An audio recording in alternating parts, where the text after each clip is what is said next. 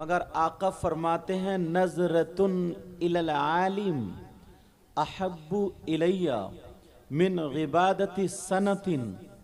आका फरमाते हैं किसी आलिम की तरफ एक मर्तबा देखना। क्या करना प्यारे बोलो? देखना। आका फरमाते हैं अहब्बु इलैया मिन इबादति सनतिन, मुझे एक साल की इबादत से ज्यादा पसंद है। ये कोई मौलाना नहीं, ये आका फरमाते हैं। और एक हदीस, अला अदुल्लुकुम अला अशरफी अहलिल जन्ना क़ालू या रसूल अल्लाह सल्लल्लाहु तआला अलैहि वसल्लम बला क़ाल रसूलुल्लाह हुम उलमाउ उम्मती। कितना प्यारा वक्त था। बयान करने वाले आमना के लाल और सुनने वाले सहाबा। मेरे नबी सहाबा के दरमियान इरशाद फरमाते हैं, ऐ मेरे जानिसारों, मेरे चाहने वालों, कलमा पढ़ने वालों, क्या मैं तुम्हें उन लोगों के बारे में ना बताऊं जो जन्नतियों में अशरफ हैं, आला हैं, सुंदर हैं, बेहतर हैं। क़ालू या रसूल अल्लाह सल्लल्लाहु तआला अलैहि वसल्लम बला। सहाबा ने अर्ज किया, ऐ अल्लाह के रसूल क्यों नहीं? इरशाद फरमाइए, क़ाल रसूलुल्लाह हुम उलमाउ उम्मती। आका फरमाते हैं जो जन्नतियों में अशरफ हैं, आला हैं, सुंदर हैं, बेहतर हैं, वो कोई और नहीं, वो मेरी उम्मत के उलमा है।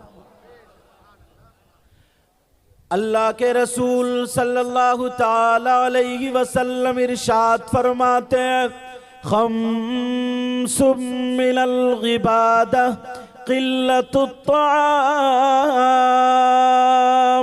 वल क़ुऊद फिल मस्जिद वन नज़्रु इलल काबा वन नज़्रु इलल मुस्हफ वन नज़्रु इलल आलिम।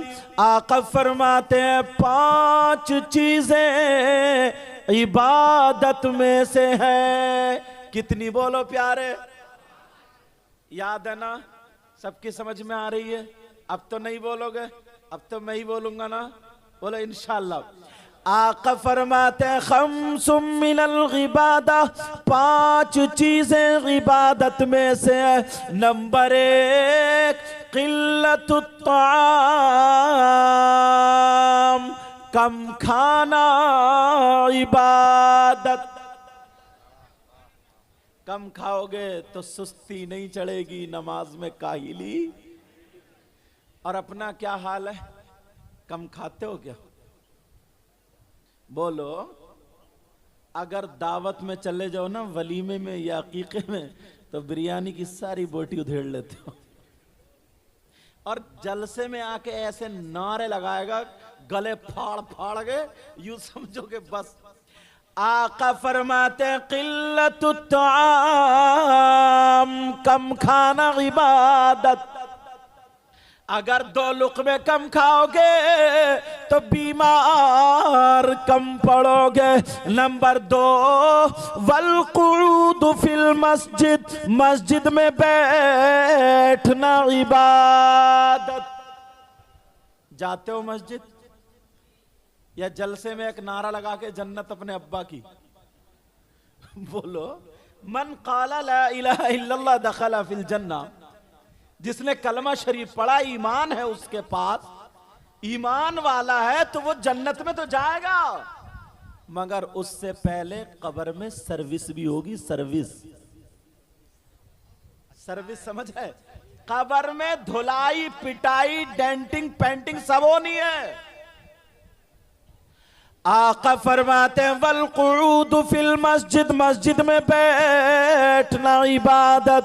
अल्लाह अल्लाह जरा सुनो, अल्लामा ज़मख़शरी लिखते हैं, अगर कोई अल्लाह का बंदा मस्जिद में जाकर के बैठ जाए, नमाज भी पढ़ ली है, कुरान की तिलावत भी नहीं कर रहा है, सुब्हानल्लाहि व बिहम्दी सुब्हानल्लाहिल अज़ीम, या कोई और तस्बीह भी नहीं पढ़ रहा, खाली बैठा है, तो जितने जितनी सांसें लेगा हर हर सांस पर अल्लाह ताला उसे 400 नेकियां अता फरमाएगा।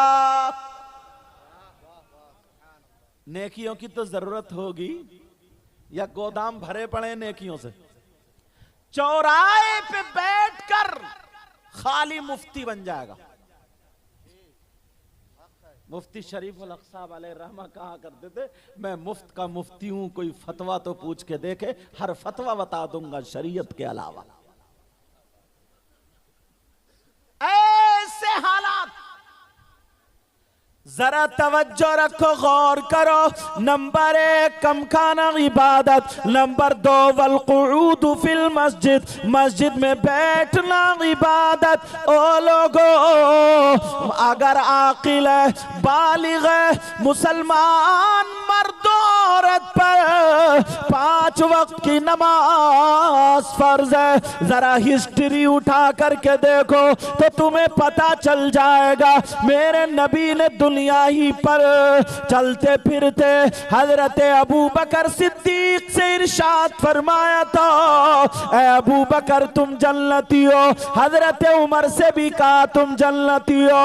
10 सहाबे किराम को जन्नत की बशारत दे दी और वक्तन फवक्तन जैसे जैसे जरूरत पड़ती गई आका जन्नत के टिकट बांटते गए।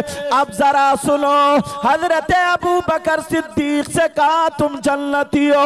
अंबिया और रसूलों के बाद सबसे अफजल और आला जात का नाम हजरत अबू बकर सिद्दीक है, तो उन्हें तो इतना मोटा तकिया लगा के लेट जाना चाहिए था, बैठ जाना चाहिए था।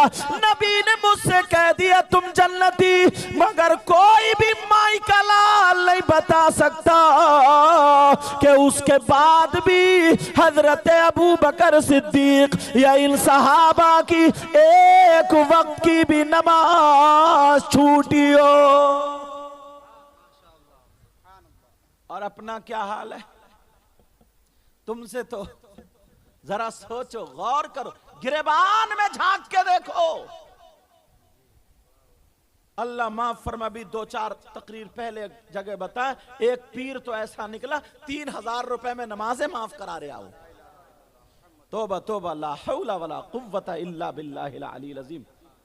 और कुछ लफंगे उसके पीछे भी घूम रहे हैं, कह रहे 3000 दो और नमाजें तुम पे मैं माफ करा दूंगा, जन्नत में लेके मैं जाऊंगा। इसका तो खुद का ठिकाना है नहीं। ऐसे हालात, मुफ्ती साहब क़िबला, बड़ा दुख होता है हजरत, बड़ी तकलीफ होती है। एक मर्तबा मजार शरीफ पे हम तकरीर करने गए ना, तो सोचा हाजिरी दे लें।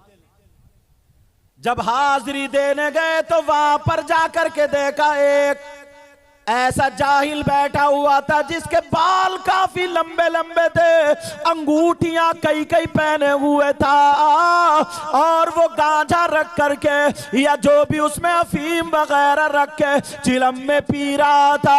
और पी करके जब वो धुआं छोड़ रहा था, हर धुएं पे फूंक मार के कह रहा था, हक अली हक अली हक अली।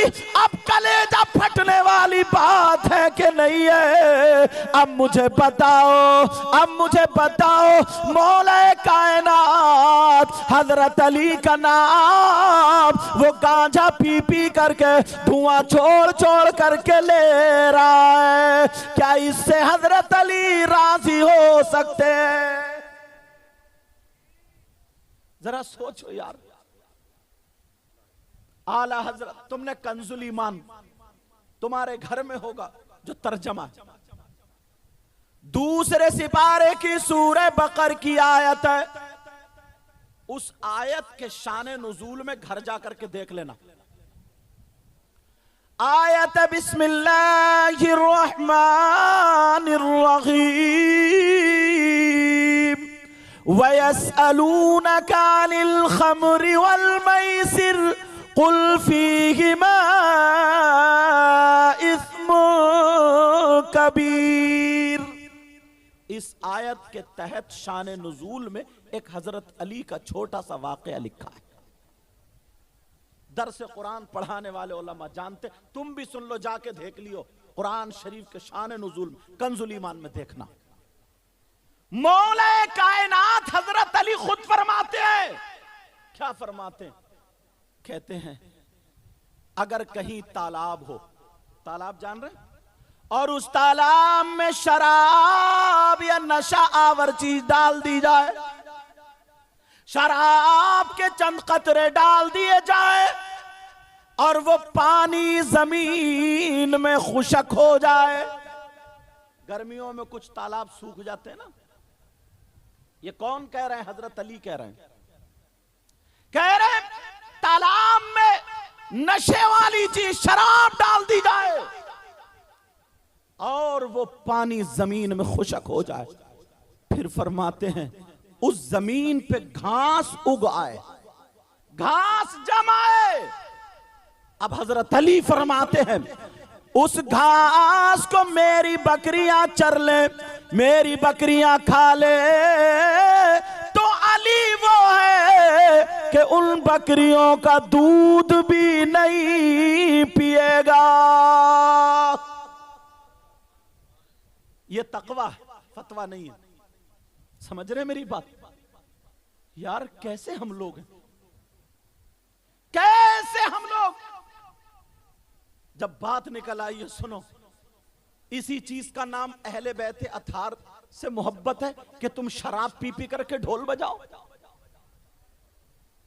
इसी चीज का नाम अहले बैत अथार से मोहब्बत है कि हरी पट्टी यहां बांध के इमाम हुसैन पाक के जुलूस में जब जा रहे हो तो लड़कियां छतों पे खड़ी हैं और तुम उन लड़कियों को देख करके नारेबाजी कर रहे हो, अपने आप को उछाल रहे हो, कूद रहे हो। अब मुझे बताओ, तुम्हारी रगों में शैतान दौड़ रहा है या अहले बैत अथार की मोहब्बत है?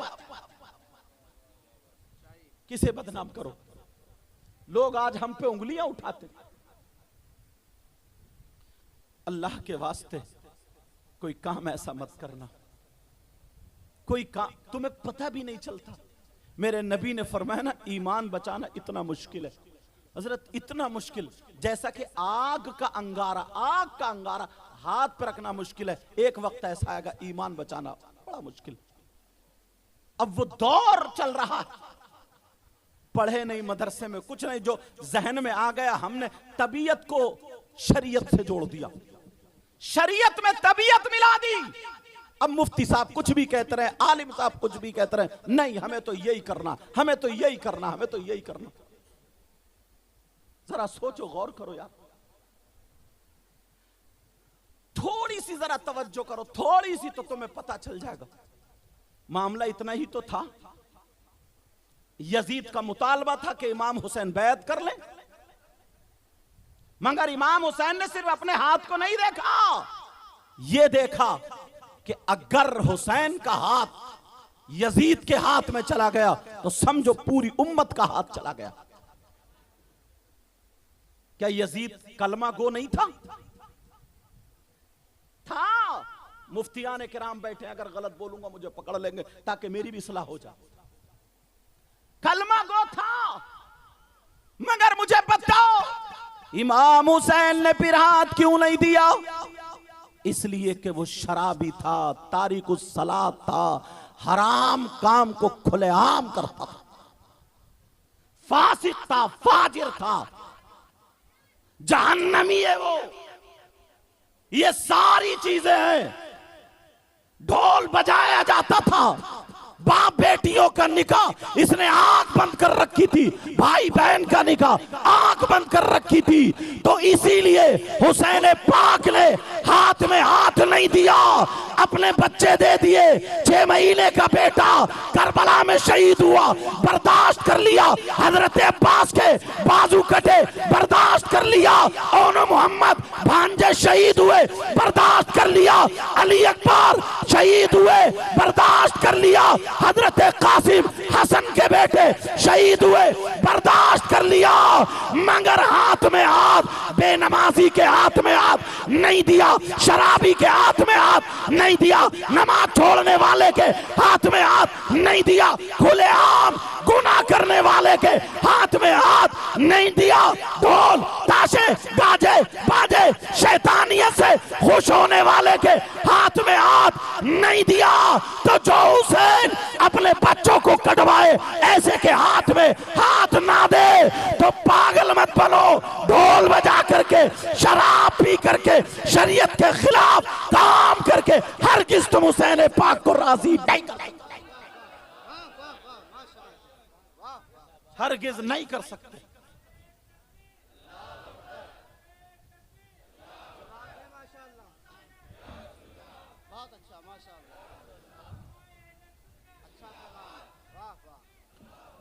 आप लोगों को पता नहीं चलेगा, उलमा से पूछो कि अहले सुन्नत वल जमात के काम क्या क्या हैं और शियाओं के काम क्या क्या हैं। समझ रहे मेरी बात? आपको पता नहीं। मुझसे अगर कोई दुकान का काम कराओ मैं कर पाऊंगा? नहीं। आपसे मसाइल नहीं, मुफ्ती इरफान साहब से पूछना पड़ेगा, यहां के जो बड़े मुफ्ती हैं उनसे पूछना पड़ेगा कि हजरत आप बताओ, क्योंकि आप इसके स्पेशलिस्ट हैं, आपने पढ़ा है। वरना तुम तबीयत मिला दोगे शरीयत में, और जहां तबीयत मिली शरीयत में वहीं पे बेड़ा गर्क हो जाता, वहीं पे बेड़ा बोलो क्या हो जाता, बोलो गर्क हो जाता है। अल्लाह अल्लाह बात निकल आई तो मैंने तुम्हें बता दिया। ओ लोगो, अल्लाह के वास्ते मुझे इसलिए तुम अच्छे लग रहे हो क्योंकि तुम सादात किराम से प्यार करते हो, मोहब्बत करते हो, मगर प्यारो रास्ते से हट मत जाना। तुम अपनी मोहब्बत सच्ची रखना, तुम अपना प्यार सच्चा रखना। जब उन सैयदों ने जिनसे हुसैनी सैयद चले, वो हुसैन पाक ने ढोल वालों को पसंद नहीं किया, शराब पीने वालों को पसंद नहीं किया, अपने बच्चे कट गए सब बर्दाश्त कर लिया, मगर शरीयत के खिलाफ चलने वालों को पसंद हरगिज नहीं किया। समझ रहे हैं मेरी बात? बात में बात निकल आई तो मैं आगे। अभी मैं एक क्लिप मुझे सुनाई गई। हजरत आप तो थे गाड़ी में। अल्लाह एक हदीस शरीफ है, मन कुन्तु मौलाहु फहादा अलीयुन मौला। यार मतलब ही पता नहीं क्या निकाल लेते लोग कि नबी ने हाथ पकड़ के ये कहा था, सुनो मैं जिसका मौला हूं ये अली भी उसके मौला, यही कहा था ना। मौला का तर्जमा क्या कर रहे हो आप? मौला का मतलब क्या कर रहे हो? अब वो ये कह रहा, देखो नबी अबू बकर के भी मौला, उस्मान गनी के भी मौला, हजरत जिब्रील के भी मौला, नबी सबके मौला। तो जिसके नबी मौला, नबी खुद कह रहे हैं उसके अली मौला। चलो ये हदीस है। अब मैं तुम्हें कुरान की आयत सुनाता हूं। फ़इन्नल्लाह हुवा मौलाहु व जिब्रीलु व सालिहुल मुमिनीन। ये तो कुरान की आयत है। ये हाफिज लोग यहां पे सुन रहे हो कि मैं भी अल्हम्दुलिल्लाह हाफिज हूं और हर साल सुनाता भी हूं। फ़इन्नल्लाह हुवा मौलाहु व जिब्रीलु व सालिहुल मुमिनीन। पूछो इसका तर्जुमा बताऊं। फ़इन्नल्लाह हुवा मौलाहु, हु ज़मीर सरकार की तरफ, बेशक अल्लाह ताला हुजूर के मौला।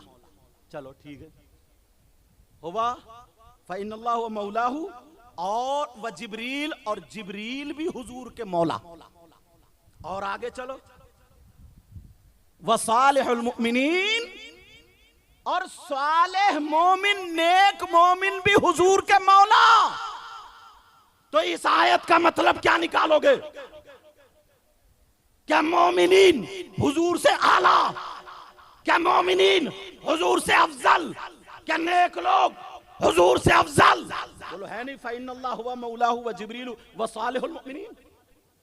क्या हुजूर से अफजल? क्या जिब्रील हुजूर से अफजल? क्या मीकाईल हुजूर से अफजल? क्या इसराफील या इज़राइल या फरिश्ते हुजूर से अफजल? बोलो।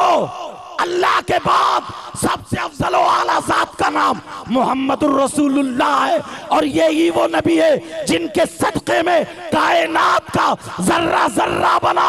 यहां तक के हदीस कुदसी तो ये है कि अगर अल्लाह ताला खुद कहता है अपने महबूब को पैदा करना मकसूद ना होता तो मैं अपने आप को रब होना भी किसी के लिए जाहिर नहीं करता। अब मुझे बताओ, कुरान की आयत अगर जो माना तुम ले रहे हो, जो माना तुम ले रहे हो वो ही माना यहाँ आयत के ले लिए जाए तो क्या बनेगा? यहाँ मतलब ये है, ऐ लोगो ये जो महबूब है इनका दोस्त अल्लाह है और इन्हें अकेला मत समझो। नबी को अकेला नहीं, इनके दोस्त जिब्रील भी है, नेक लोग भी है। वहां पर भी यही मतलब, जब हजरत अली के बारे में लोग बातें बना रहे थे तो फिर मेरे नबी ने कहा था, सुनो कोई भी जबान अली के बारे में खिलाफ मत उठाना, इसलिए जो मुझसे प्यार करता है वो अली से प्यार करेगा, जो मुझसे दोस्ती करता है वो अली से दोस्ती करेगा, जो मेरा है वो अली का है और जो मेरा नहीं वो अली का नहीं और जो अली का नहीं वो मुझ मुहम्मदुर रसूलुल्लाह का। कहां से कहां ले जाते हैं लोग। समझ रहे हैं मेरी बात? बात क्लियर हो गई, बात साफ हो गई। बातें तो इतनी उलझी हुई है, इतनी उलझी हुई, इतनी। अब वो कह रहा है ना, उसमें लिखा कि वो तो अवामी खलीफा थे हजरत। यार एक मोटी सी बात है, हजरत अबू बकर वो हजरत मौला कायनात किसी से डरते थे क्या? बताओ। हजरत उमर किसी से डरते थे? तो जब वहां पर हजरत अबू बकर सिद्दीक को पहला खलीफा बनाया, किसने तस्लीम किया? हजरत अली ने तस्लीम किया कि नहीं? हजरत उमर ने तस्लीम किया कि नहीं? और अगर इन ये कुछ नहीं बोले तो इसका मतलब ये डर रहे थे, तब भी तुम तोहमत लगा रहे हो उधर, तब भी तुम नहीं बच पाओगे। अरे हजरत अली उनको तस्लीम कर रहे और तुम हजरत अली का नाम लेकर के गुंडागर्दी कर रहे हो। क्या हजरत अली राजी हो जाएंगे उससे? जरा सोचने की बात है। अल्लाह के वास्ते हाथ जोड़ के कह के जाऊंगा, शरीयत में तबीयत मत मिलाना, अपने आलिमों की तरफ रुजू कर लेना। समझ रहे मेरी बात?